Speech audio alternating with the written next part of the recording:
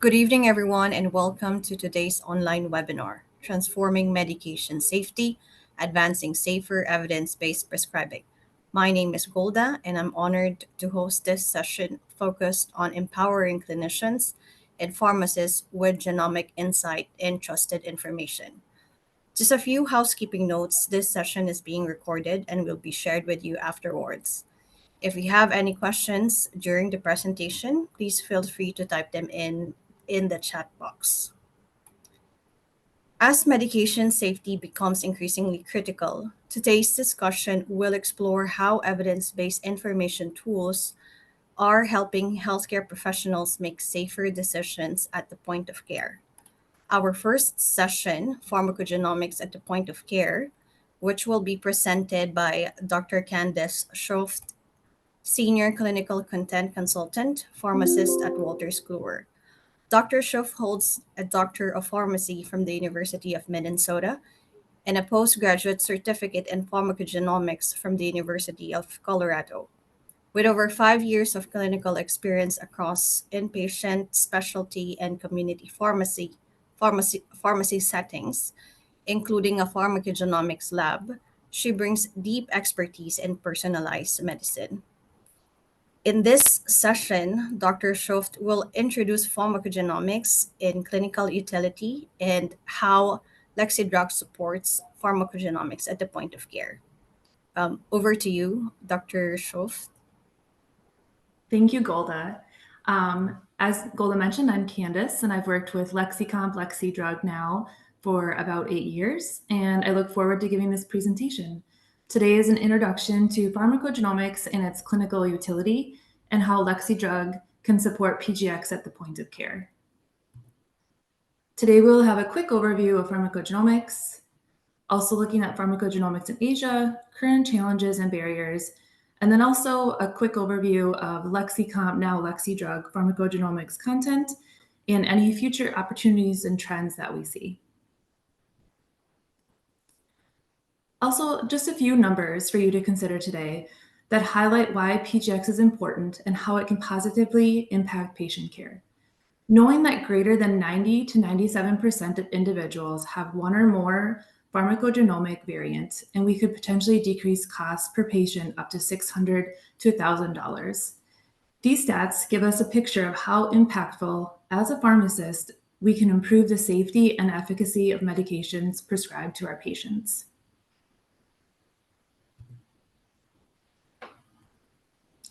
And highlighting the association we have seen between pharmacogenomics and adverse drug events, the first bullet point here looks at patient outcomes or patient encounters just over 2,000, where high-risk pharmacogenomic meds and cautionary PGX meds were discontinued more than drugs without a PGX association. In addition, in a cohort of almost 53,000 patients, we could have prevented 383 adverse drug events with preemptive pharmacogenomic testing with only 6 high-risk medications. We'll touch on this a little bit later on in the presentation, but it's really important to remember the clinician's perspective of pharmacogenomics. We know from previous studies that the majority of physicians do not feel comfortable in ordering PGX tests, nor do they feel confident in PGX knowledge at this time. They do know that it is or soon will be more valuable information to use in caring for their patients, but due to the low confidence levels, they are less and less likely to order a pharmacogenomic test. So some of these stats here listed on the screen display the massive knowledge gap that we've seen within the healthcare force.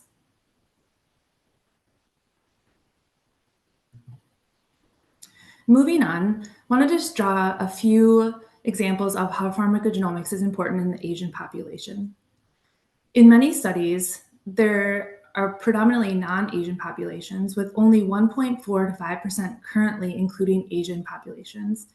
This is really important to note because there are large differences in allele frequencies, and this leads to why optimizing pharmacotherapy and considering PGX in Asian populations is so important. In addition, regarding guidelines and labeling, one limitation is they're not specific enough about who is at the greatest risk and who would actually benefit from the most preemptive testing. So 2 great examples are within the HLA-B polymorphisms. The first one here listed, HLA-B star 1502 and carbamazepine. The WIS warning is a great example. If we break it down, actually the star 1502 has been associated with reactions due to carbamazepine in Thai, Han Chinese, and Southeast Asian populations, but not associated in Japanese or Korean individuals. In addition, we have HLA-B star 5801 and allopurinol, where we see the risk of cutaneous severe adverse reactions 4-fold higher in East Asian populations when compared to Caucasians. And also looking at the CYP2C19 gene, we have seen that Asian subgroups have substantially higher rates of being poor and intermediate CYP2C19 metabolizers when compared to African Americans and Caucasians. As an example, this pharmacogenetic difference results in reduced activity of clopidogrel, with Asians being at a higher risk of adverse effects related to lack of platelet inhibition. In addition, CYP2D6 can't be forgotten, although the phenotypic differences for CYP2D6 do not vary greatly between ethnicities. There is an increased prevalence of decreased function of CYP2D6 star 10 in Asians as well. And lastly, but not least, we have the UGT1A1 gene, which the star 6 allele is associated with decreased enzyme activity, and this is seen in 18-fold more common in Asians. In addition, we have the NUDT15 gene, and in a study of 404 Taiwanese children with ALL, 11.6% of them had an at-risk allele. They're listed on the screen. And just briefly touching on pharmacogenomics challenges and barriers, we can group them into 2 large groups.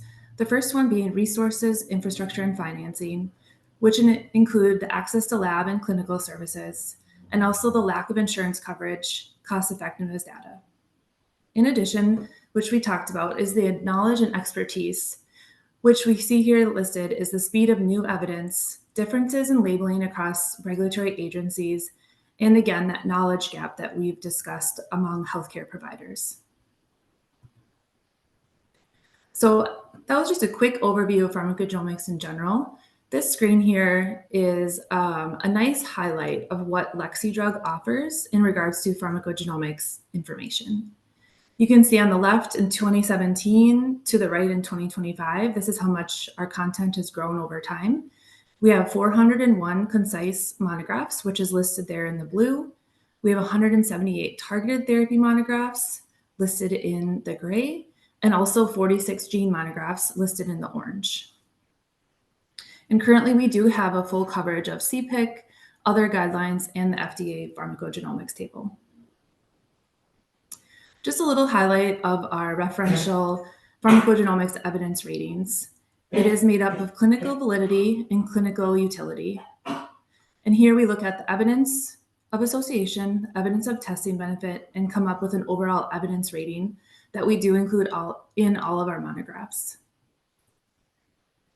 Here, the validity data generally far stronger than utility data, and the most criticism of PGX clinical benefits involve questions about utility. Other rating systems are limited to validity or use only conflated single rating, risking an overstatement of available evidence. And this screen here just shows a comparison of how our rating evidence ratings are compared to CPIC, PharmGKB, and FDA. And wanted to show a quick example of what our gene drug monographs look like within LexiDrug. We have them grouped by the gene drug at the top there, testing recommendation, and this can be it's required, recommended, or maybe considered, or else there's limited evidence and we can't give a recommendation. In addition, we have the evidence rating, which we just discussed, and then also the management, which will help you decide what to do based on what you know about their genotype or phenotype. And following the management, we have our discussion, which is concise, fully referenced, and also below we'll have links out to all of the references in PubMed. In addition to our drug gene monographs, we have our full gene monographs, which will list the clinically important polymorphisms, and in addition, link out to those drug gene monographs if there's an association. We'll include a discussion which looks at the disease state, the phenotypic variation, and genotypic variation.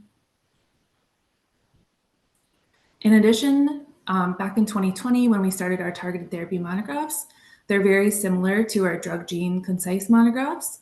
They do include whether testing is required, recommended, or may be considered, and also have that same evidence rating of validity, utility, and an overall rating given. We do include here somatic versus germline mutations, and also does follow with a discussion section and links out to all the PubMed citations that are referenced. Wanted to highlight that our peer review is quite substantial. We'll have our primary author, and it also always goes through a second set of eyes. And so you can see here one of our monographs that was written, and then the comments on the side that are all made by all of our reviewers. So ending the presentation, just wanted to look a little bit at the increased impact on clinical care, increase in evidence generated throughout Asia, increase in direct-to-consumer genetic testing, and also the reducing cost of sequencing.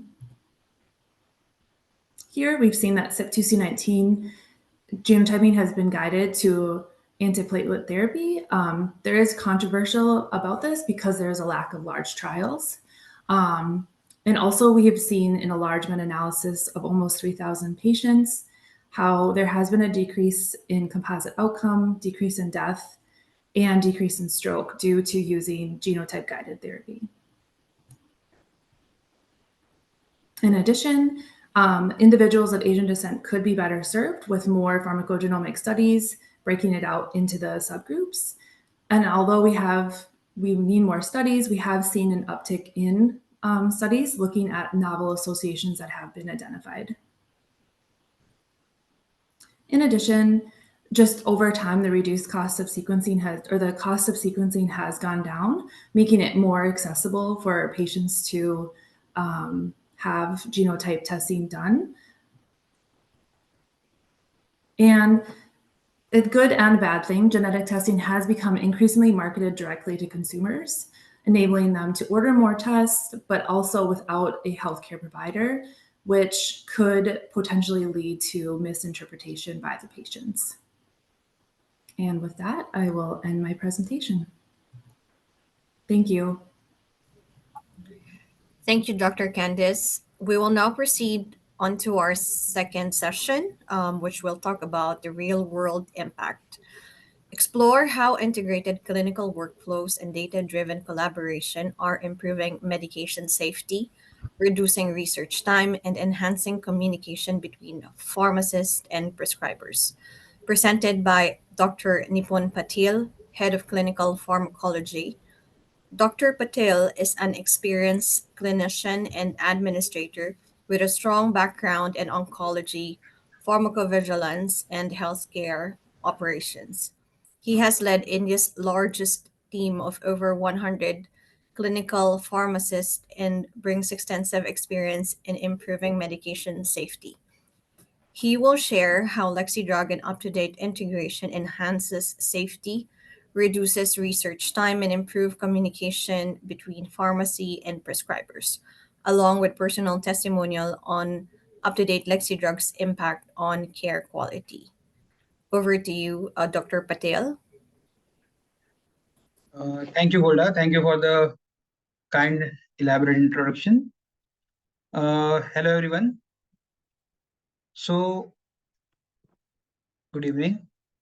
And basically, we will be talking about the real-world impact of the CDSS, which is the Clinician Decision Support Software. So, in today's context, we are talking about LexiDrug, which is a drug database and a support software, which gives us all the necessary details with regard to the drugs. And UpToDate, which is another software which has much more data in terms of the drug, disease, and the other interactions. So by the end of this presentation, what I expect is, first of all, we all should be able to know what exactly is a CDSS, what are the important components, what is the process of using this particular software, why it is required, how do you use it, purpose, types of CDSS, and then the application of it.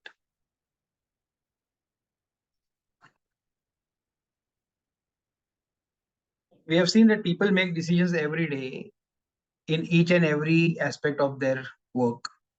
And when it comes to healthcare, I would say not some of them, but most of them are not easy. And all actions and deeds of a person in any area of life are the results of a decision-making process. It is often necessary to make an important decision quickly, and then while making this decision, having a system that can help you make those right decisions is of a great value. So in this scenario, the drug information systems are the information systems that support corporate or entrepreneurial businesses in some way related to decision making. I hope all of you must be aware that one of the major problems that we face in healthcare is medication errors. And as a result of advances in the information technology, this particular method is used to improve the medical service and patient needs. And one of the important and applicable information systems is the clinical decision support system. And here we are talking about LexiDrug and UpToDate.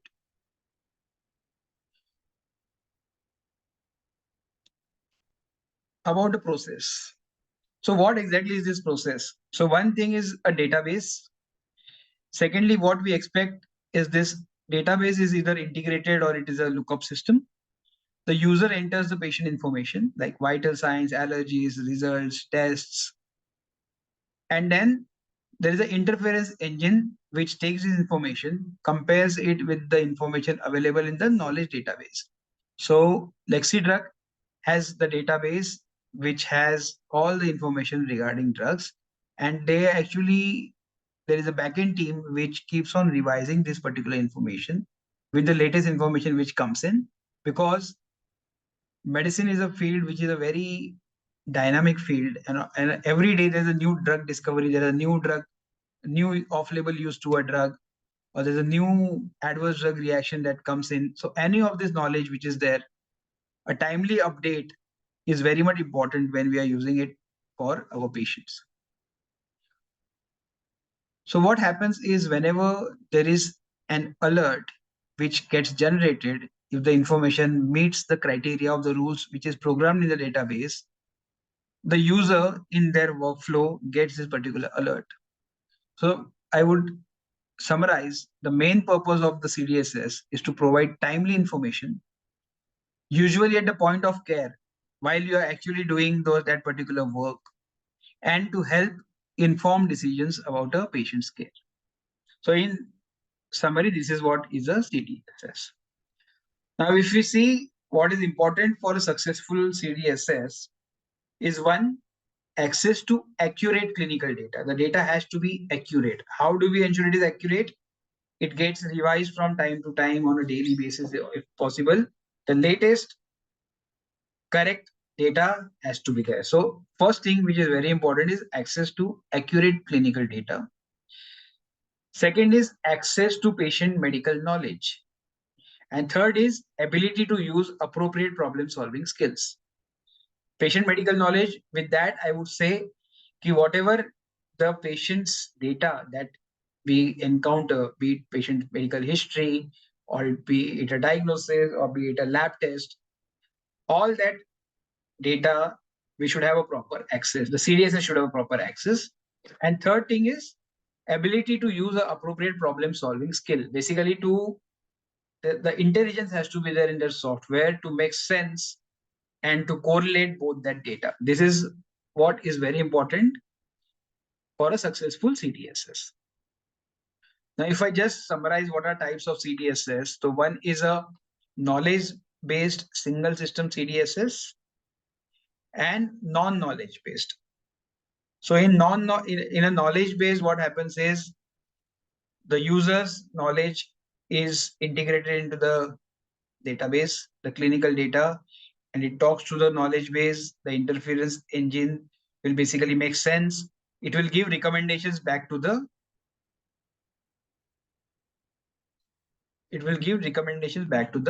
user. In a non-knowledge based system, what happens is the user's knowledge, it communicates to the AI powered interference. What happens is basically the data, it actually makes some sense depending on the learning, the machine learning, it makes sense and it gives an improved recommendation. So a system which is a dynamic system which learns with time. Suppose if I say there's a system, as a clinician, I read about a particular problem, a particular disease, and I made a particular decision. The system will remember the decision that I made. So the next time it will give that improved kind of a suggestion.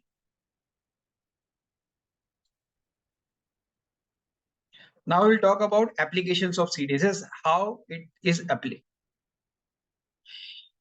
It is applied in the following ways. First, enhanced diagnosis and decision making. The AI algorithm, like I told you, can analyze a vast amount of patient data, such as the medical records, diagnostic images, and it can assist the healthcare workers in accurate and timely diagnosis. What is important is it provides evidence-based recommendation. It flags potential risks and it facilitates personalized treatment plans. Like today's topic, just a while back, Dr. Kandace was talking about pharmacogenomics. It is nothing but personalized medication. So the CDSS has this ability where it can facilitate the personalized treatment plans. Next is it enhances our ability to make clinical decisions. It offers predictions, suggestions with accuracy and specificity beyond human capacity. Because in this, because of the artificial intelligence and because of the, you can say there is one aspect called as fatigue, which happens many a times. Suppose in countries like India, where the clinicians are used to seeing maybe tens and hundreds of patients in a day, it would not be practically possible because fatigue might set in, but the software, there won't be any fatigue. So the accuracy and specificity, because it is beyond human capacity at times because of the kind of volume that we see, that can be supported by the CDSS. Very important thing, automatic generating diagnosis, very easy for documentation for the clinicians. Just they have to choose, because if they see there are some POFI data which correlate with a particular diagnosis, the system will throw in a list of say POFI provisional diagnosis. For nurses, there's a fall risk prediction. There are multiple calculators which are available in CDSS softwares which can be used, which are being used. So it makes it easy. Like there's a Morse scale or a modified Morse scale. Now this Morse scale has some 7, 8, you can say, factors which need to be entered and through which there will be an outcome. So a fall risk prediction can be done. Even care plans can be generated with the help of CDSS, which can prevent, say, catheter-associated infection, because maybe the data of the say the urine RM investigation, the CDSS captures, and then it gives a, you can say, an alert or kind of a suggestion that this can be used. Secondly, it can identify patterns and trends. So what happens is whenever you identify a pattern and a trend, you can predict the analytics, and then it leads to earlier intervention.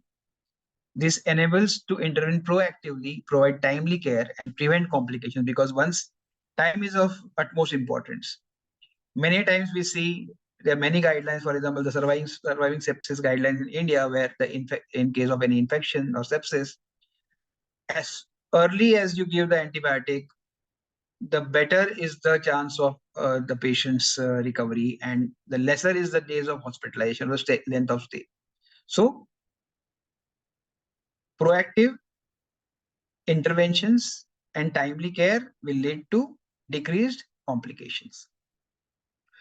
The CDSS monitoring systems, they can help us continuously analyze patient vital signs, detect anomalies. Many a times we see a patient who's in the ICU, who's on a cardiac monitor, there is an arrhythmia which comes in. This arrhythmia, if there's a CDSS or decision software system, and there's an integration, it can immediately alert the clinician regarding the anomalies, and it can issue alerts when immediate attention is required. Secondly, in a resource, I won't say resource poor, but a country where the patient to healthcare worker ratio is very much skewed in terms of many patients as to lesser number of healthcare workers, this kind of systems can even help us monitor multiple patients simultaneously, leading to more efficient and a comprehensive care. Workflow optimization and efficiency. Routine tasks like documentations can be updated, data entry can be automated. It allows the healthcare workers to focus more on direct patient care.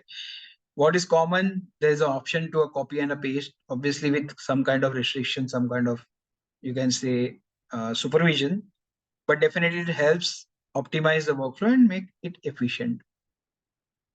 Secondly, these days, post-COVID, the strategy has been from many hospitals is not wait for the patient to come to the hospital, but the hospital actually goes to the patient. That is what we are talking about, telehealth and remote patient.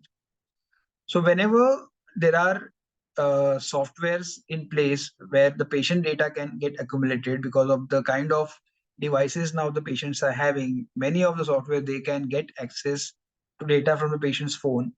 And remotely, when they access the patient's condition, this software, they can give the prompt to the healthcare workers. They can to remotely assess the patient conditions, provide guidance to the patient, and offer support. All of this actually improves access to the healthcare services and reduces the hospital readmissions. So basically, you don't want to wait for the patient to have a particular symptom and then reach the hospital and the time to reach the hospital and then start the therapy. Rather, immediately those kind of things can be addressed. So that is all about the benefits. In short, if we summarize, patient safety, because it reduces the incidence of medication and prescribing errors and adverse events. Lexidrug is integrated with many of the prescribing softwares these days. And this integration, what happens is whenever a clinician is prescribing, there is an alert, there's a drug interaction, there's an ADR that can be there.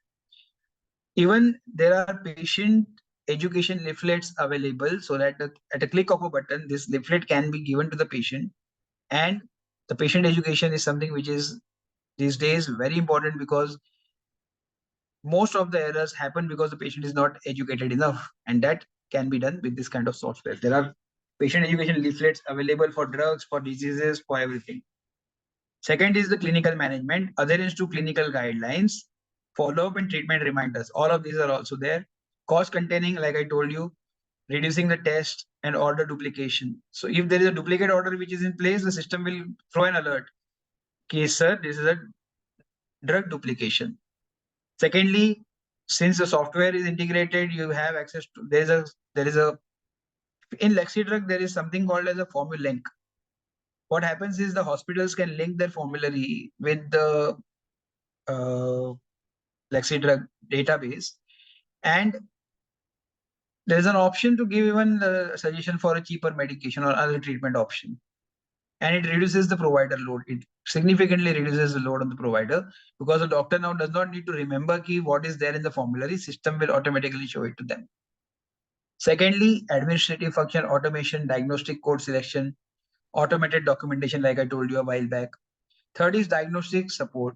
What diagnosis to do, in a particular patient with the data that has come in, with the history that has come in. They also give suggestions what all tests we need to do so that unnecessary tests are not being prescribed to the patients. Next is the patient decision support. The CDSS software, most of the software, when you access personal health records, the decision can be directly given to the patient can also have access to this particular software, right? Okay. Now I have told you about all the good things till now. Now the listeners must be also thinking, is there anything which can go wrong?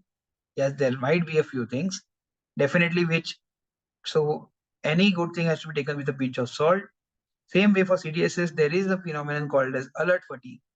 If you have significant number of alerts, CDSS recommendations, a clinician or a nurse or a pharmacist might feel, key, what is my requirement? Do I really need to do this?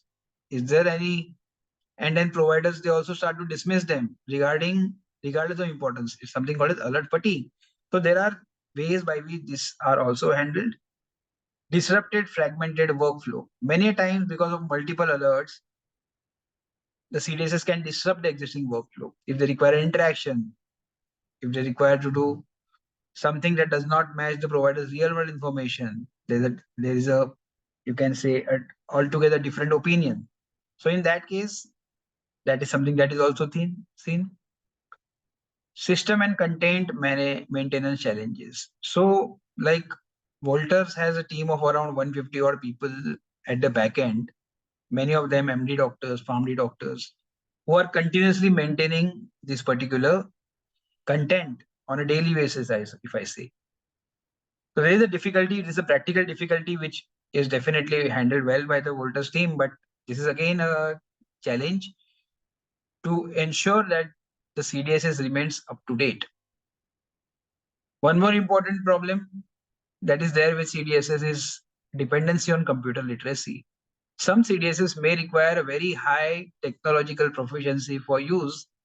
So whenever there is a CDSS which requires a very high technological proficiency, it becomes a challenge. But then thankfully, Wolters have made it very easy.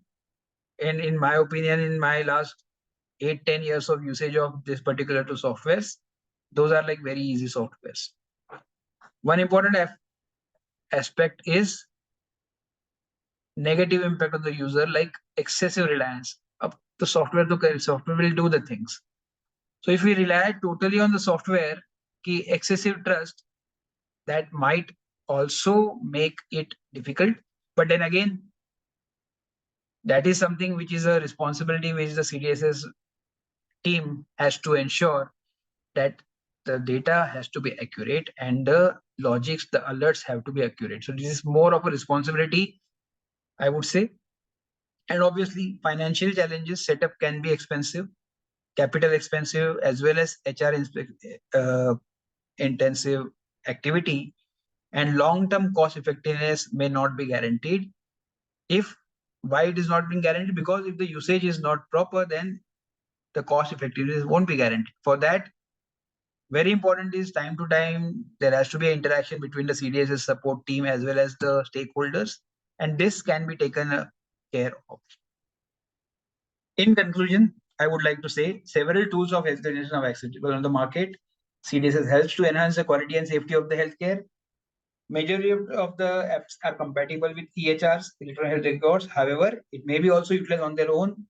And also it is important to remember that the clinician decision support system isn't meant to take place of the healthcare workers' knowledge and expertise. Rather, it is meant to improve the hospital outcome. That is what I would like to say in summary. Thank you, everyone. If you have any questions, you can maybe I can be taken up. Thank you, Golda. Thank you so much, Dr. Patil, and for sharing your presentation tonight. Now we are on to our third session. Again, if you have any questions, please feel free to type them in, and we will cover that after the sessions. So our third session will talk about beyond label. Our speaker is Mr. Ihtimam Hossain, Technology Sales Support Manager at Wolters Kluwer. He is a licensed pharmacist in Singapore and a published researcher in mobile health and oncology pharmacy. With experience in Singapore General Hospital and NUH, he now drives digital health innovation across APAC. In this session, he'll address the challenges of medication errors and adverse drug events across Asia, and how up to date legacy drugs, evidence based international drug information helps overcome system pressures and knowledge gaps. Over to you, Ihtimam. Thank you, Golda, and also especially thank you to Dr. Schuft and Dr. Nipun for their very interesting presentations. So in my session now, I'm just going to kind of talk a bit about, so I've titled it Beyond the Label. So really what I'm driving at is the fact that to practice effectively and ensure medication safety, we do need evidence-based drug information that goes beyond what we normally get in just the product labeling or the licensed labeling. So that's the angle we're going to talk about today.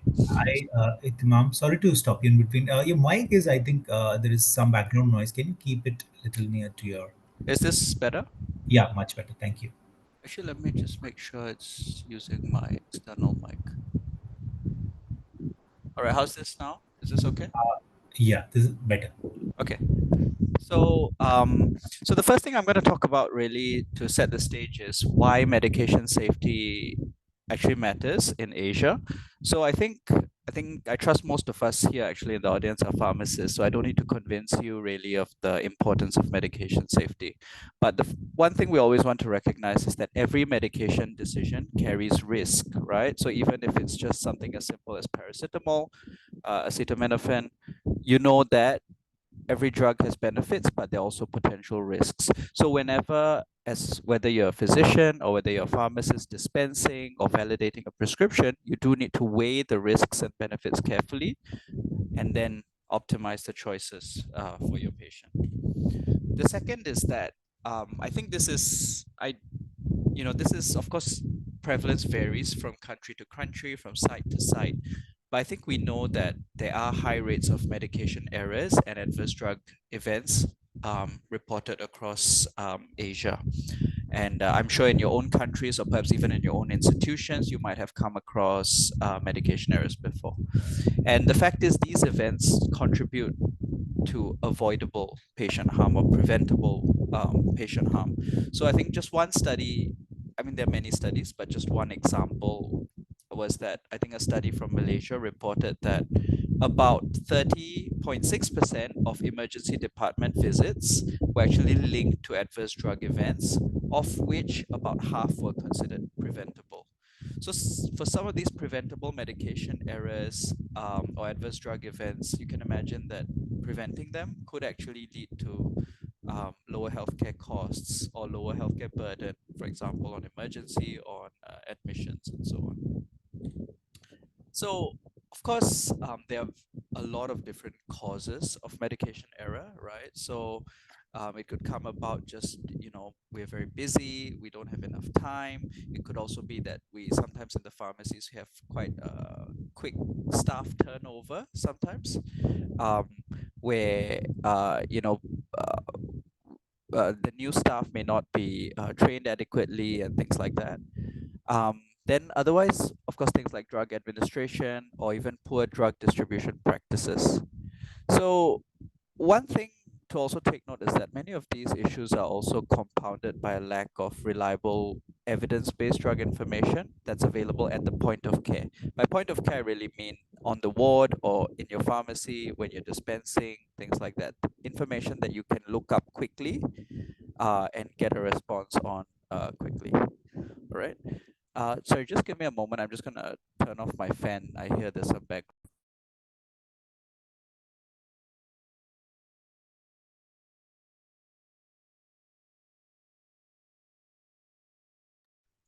Hi, Golda, Lakshya, is this better? Yep. Okay, so now I have to give the talk without the fan in the sweltering Singapore heat, but that's okay. So where was I? All right. So I think some of the challenges and the needs for evidence-based drug information are as such. I think the first point that I wanted to emphasize really is that labeled information is not enough. So today, of course, you can go to lots of free sites. You can look at the leaflet from the manufacturer. You can see apps which have the labeled drug information, right? What the manufacturer has licensed. But this does not adequately cover the scope of actual clinical practice evidence-based practice when it comes to complex care. So sometimes even if a therapy is guideline recommended, does not mean that it would be on the product labeling, right? The manufacturer may not have approved that, got that drug approved or licensed for the indication. The second issue also is that there's a lack of time at the point of care, right? So of course, if we all had the luxury of time, it would be possible for us to, when you have a question, go and look at the clinical practice guideline or try to do a search in PubMed and review multiple articles to make a decision. But the fact is, at the point of care, we simply do not have that kind of time. The third is that clinical complexity is always increasing, right? So today our patients often come in with multiple comorbidities. Patients with cancer, they live longer. So sometimes even in the community, you may face patients who are taking medications for cancer or taking injectables for various diseases and so on. So a reliable reference will let you look up information for that, or cases where you're unfamiliar, or cases that are a bit more complex than usual. And often these will require off-label information.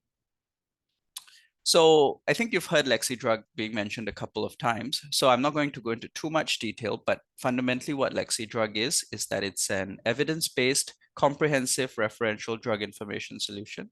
So within the LexiDrug interface, there are actually, if you see on the left side, there are many different content sets. You can almost think of it like a library. So of course, we have a general purpose drug information database. We have pediatric neonatal content. And then we also have specialized content, for example, for pregnancy lactation or for pharmacogenomics, natural products, and so on. And then on the right side, you'll notice we also have a lot of different tools that will come in handy. For example, drug interactions or IV compatibility, especially, if you're practicing in the hospital. We also have patient education, or sometimes you want to do drug comparisons, things like that. Okay, so I'm sure you've come across many, perhaps in your practice, drug information tools or apps before. So I do want to just talk a bit about why LexiDrug is unique. So the first is the fact that it's evidence-based, but it's also international. So the content is developed, by a very multidisciplinary editorial team, and they will include evidence-based off-label information as well. So secondly, we provide support for the most complex of patients. So as I mentioned earlier, we would have content sets that deal with, for example, drug allergies and idiosyncratic reactions, or geriatric patients specifically, or patients who are pregnant or breastfeeding specifically. And then thirdly, we spoke about the lack of time at the point of care. So similarly, the user experience for a tool to be useful, it must be very fast, it must be modern, it must be seamless, and ideally it should also integrate well with your own electronic health record. Okay, so I'll just talk a bit about the editorial, team and the principles behind it, but I think some of our earlier speakers have sort of touched on it.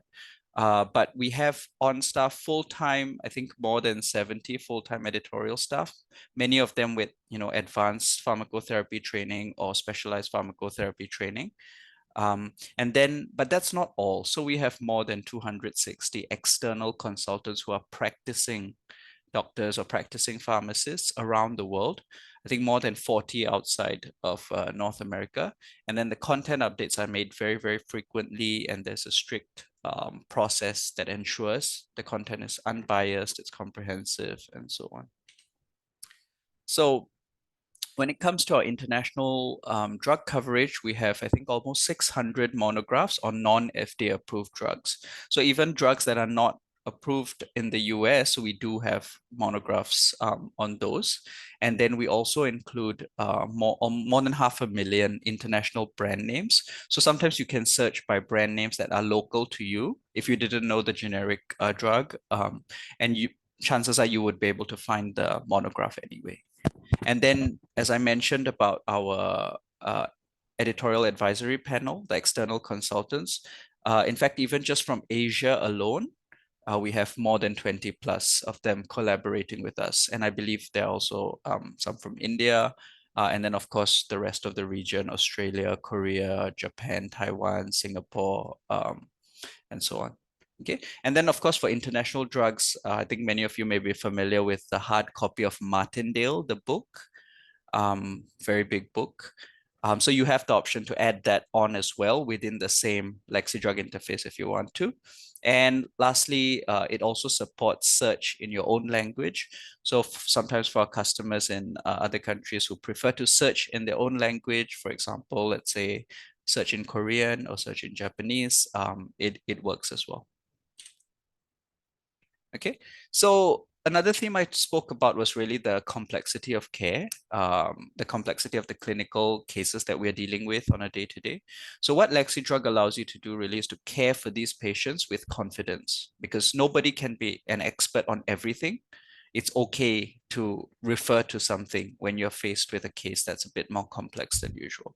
So some examples of that would be in terms of dosing. The level of detail we go into for dosing, especially for special populations, for example, the elderly or neonates or children, or for example, obese patients or patients with renal or hepatic impairment. This is very, very comprehensive, and often we use when evidence is not that strong, we actually do also include some of the clinical expertise from our senior editors. And then, of course, when it comes to medication safety, we have a lot of information for, adverse drug reactions, what to do with allergies, what to do in toxicology situations, and then pregnancy lactation as well. I also spoke about some of the tools already, like interactions, IV compatibility, and so on. But another aspect really also is, and I think Dr. Nipun very kindly also mentioned it, that there is a possibility to customize by adding your formulary information into LexiDrug, but also that we support electronic medical record integrations. So, and in terms of accessing LexiDrug, this is, we generally have, when we work with hospitals, we would have an unlimited access, but there's no concurrent user limit. So you can use it on the browser, you can use it on the mobile, everybody in an institution can use it at the same time, and it will be perfectly fine. And then, of course, when it comes to EMR integrations, we don't charge any extra fees. All right. So just to give you an idea of what I mean by EMR integrations. So if you have, excuse me. So if you have, for example, electronic medical record like this is of course not a real patient, it's just a mock-up. But imagine if next to every drug, you had a little shortcut button. So if I wanted to double check the dose of fluconazole, I could click that shortcut button and it could jump me right to the drug monograph for that drug. Right? So this way I don't spend that much time searching, looking around and things like that. Similarly, if it came to patient education for, let's say, warfarin, maybe I can have another shortcut button and then we can open the patient education leaflet. Of course, we include this in up to 20 languages, but in this example, it's Chinese, but it most likely will be in English, but it could be any language of your choice. And then even for drug interactions, as you know, in LexiDrug, we have a drug interaction checker. So it is possible, let's say for these 4 drugs that are here, I could press a button and have these 4 drugs automatically pre-filled inside with the results out here. Okay, so this then very quickly, I could just double check what I need to be concerned about or keep an eye on without needing to key in. Here it's 4 drugs, but we know we have many patients who have 10 drugs, 15 drugs, right? So imagine trying to key that in. That will take a lot of time. Okay, so with that, I think I'm almost at the end, but just some like concluding points. I think all of us in the audience, pharmacists or doctors, pharmacologists, etc., we all recognize that medication safety is a very important issue. That we need to tackle with whatever means that we have. The second point is that I believe that reliable evidence-based medicine forms part of that strategy to addressing, and it's critical for making better drug therapy or pharmacotherapy decisions, right?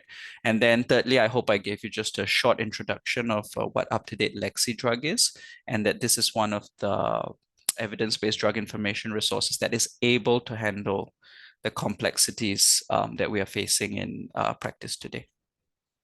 Okay, so that I think with that I've come to the end. Of course, I think if later on or afterwards you have questions, please feel free. Or if you'd like to get in touch with me or my colleagues, please, yeah, you can always reach out to me. Okay, thank you very much. Thank you for your presentation, Ihtimam. And now we will open the floor for your questions. There were some questions that were sent to us via chat. Some of them were already been answered, but I'll just read them and then we'll just get it answered so that other participants can also learn. So the first question is around framework for implementing pharmacogenomics into routine clinical practice and patients care service, skills, tools, method, and organizational approach. Yeah, I can help answer that one.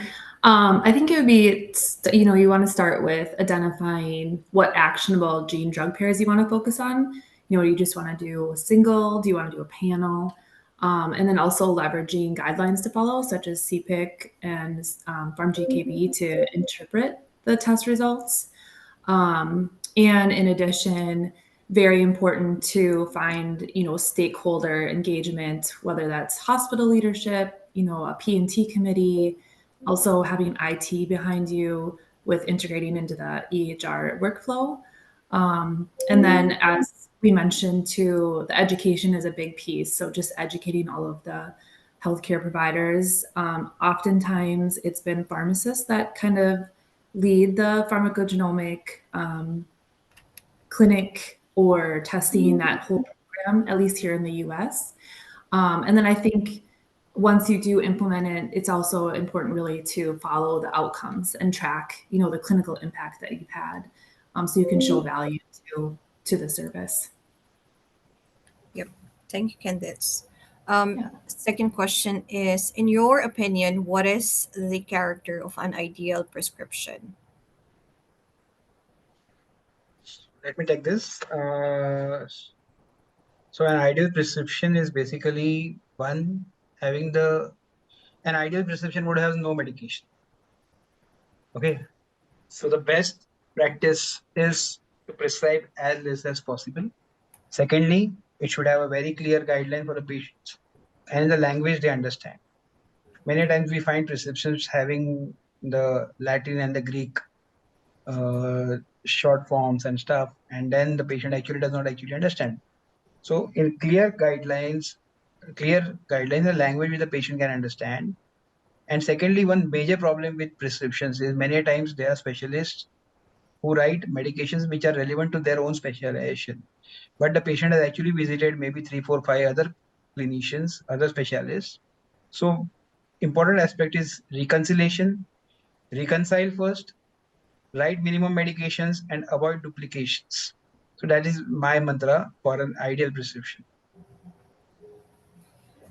Thank you, Dr. Nipun. And I think this third question is also for you. What is the improvement or additional features would you like to see in drug decision tool like LexiDrug? So in my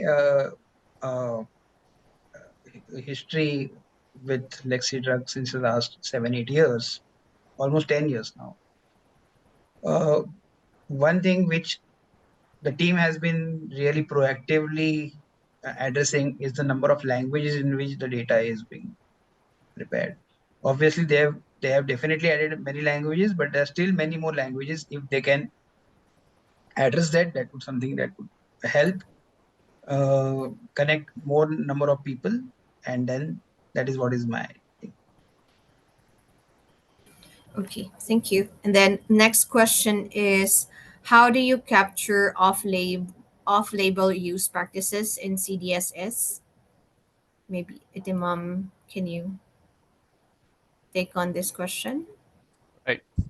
So I think the question is how do you capture off-label use practices in CDSS. So, well, I think CDSS, of course, is a broader term, but what I would say is that if your hospital does already have an electronic health record, for example, um, within which there's already computerized physician order entry, right? So the drug orders are not on physical prescriptions and so on anymore. In those cases, actually, it's I would say it's much easier to Right. capture, to quantify off-label use practices. So um, in some cases, even for specific drugs, high-risk drugs or drugs on antimicrobial stewardship, it might even be possible to require the clinician to submit an indication or choose an Right. indication, provide justification. So there are very many interesting ways. Maybe Dr. Nipun, would you like to share about some experience Right. from your So, side? so there are two kind of CDSs. One is the AI powered thing, which actually gives you a report maybe during the workflow. The second would be a lookup tool. So many times audit is required. Now, audit can be a prospective audit or it can be a retrospective audit. But for doing that audit, the CDSS will give you that data. Okay, this particular medicine is not indicated or whether it is indicated, and then whether it's an off-label. And then I would say there are analytics which can give you data in terms of how much is the proportion of that off-label use. Is it a one-off thing where it was done out of say compulsion of not having any other option, or it is becoming a kind of an experiment which is not actually a clinical trial, but a clinician wants to just simply experiment. So there will be some kind of audits which are required to actually check. So there are report that possibility is there to have a report, especially if there's an integrated CDSS like a say a Lexi drug or integrated in the EMR, like he said. So that is where it will be easier. But then otherwise, if you don't have an integrated EMR or if it's not an EMR, then at least a physical audit and the person who's doing an audit getting access to that data from the CDSS. So that is another way of doing it. So this is what is my take on this. Thank you, Dr. Nipun. Another question is, what do you mean by evidence-based medicine? Which medicines included? Okay. Should I take this one, Golda? Yeah. Okay. Thank you. So if I so I think during my sharing, I was talking a bit about like evidence-based drug information. So what I really meant by that was that you know, drug information that is written, that is unbiased, that looks at the breadth of all published literature. So it's not just limited to what is licensed, for example, licensed by the FDA or licensed by the European Medicines Agency or licensed by, Japanese PMDA, not just looking at the licensed labeling, but actually looking at primary literature, case reports, for example, looking at clinical practice guidelines and synthesizing all of that together.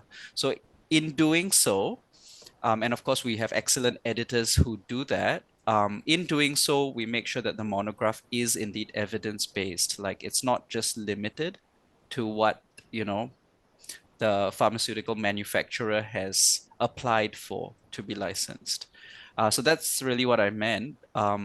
So of course, which medicines included, if you're asking about in terms of what drugs we include in the in the monograph. So I think we have a very comprehensive list. Of course, anything that's licensed in the US and Canada, we would have monographs on it. But we do have a lot of monographs also on drugs that are used internationally. So drugs that are licensed from Japan or maybe even Europe, or perhaps combinations that you might come across, say, in India. Sometimes it's surprising to me even, but it's possible to find them. Yeah. So I would like to also tell in this particular phrase when someone says evidence-based medicine, it actually refers to a medicine practice and not medicine per se. Definitely what it means is whatever decision that has been taken, there has to be a robust evidence which backs that particular medicine related decision. So even if you are prescribing a medicine, there has to have a robust data which is documented in books that this particular medicine will definitely help this particular condition. So that is the particular meaning of evidence. Evidence-based medicine does not actually mean drugs. It means how to practice your medicine. Thank you very much, Dr. Nipun. And I think this last question is for you. They would like to know which feature or modules do you find most useful in LexiDrug? So there are different modules in the LexiDrug which are relevant to different healthcare workers. Basically, all the modules are important for everyone. But what I have seen in my practice is clinicians basically refer to more to the drug monograph. The pharmacists, the clinical pharmacists, they refer more to the drug interactions, the drug-drug interactions. The dietitians, they refer mostly to the drug-food interactions. The nurses, they refer to the TRISL's IV compatibility and other drug monographs. And then there are patients who are given this particular education leaflets, patient education leaflets. There are many other modules in the LexiDrug which we have used. One is the MSDS module, the material safety data sheets, with regards to multiple hazardous drugs and how to, uh, you can say, whenever you are exposed to a particular hazardous drug, how to go about it. So those material data sheets are the modules which are commonly used. These are the modules which, in my experience, were most commonly used by varied individuals. Okay, thank you so much, Dr. Patil. I think we have covered all the questions from the speakers. I would like from the attendees. I would like to thank all our speakers today for joining us and sharing your knowledge to our audience. And thank you again all for joining us today. We hope that this session has provided valuable insights into how LexiDrug and pharmacogenomics can be implemented to improve safety and clinical outcomes. We'll be sharing the follow-up resources and next step shortly. So if you'd like to explore how LexiDrug can support your organization, feel free to reach out to us. And also, if you can please take a minute to complete our short post webinar survey, it would really help us improve future sessions and tailor contents to your need. Have a great evening, everyone, and thank you once again for being part of this important conversation. Thank you. Thank you. Thank you, everyone. Thank you, Thank everybody. you. Thank you for this opportunity. Thank you.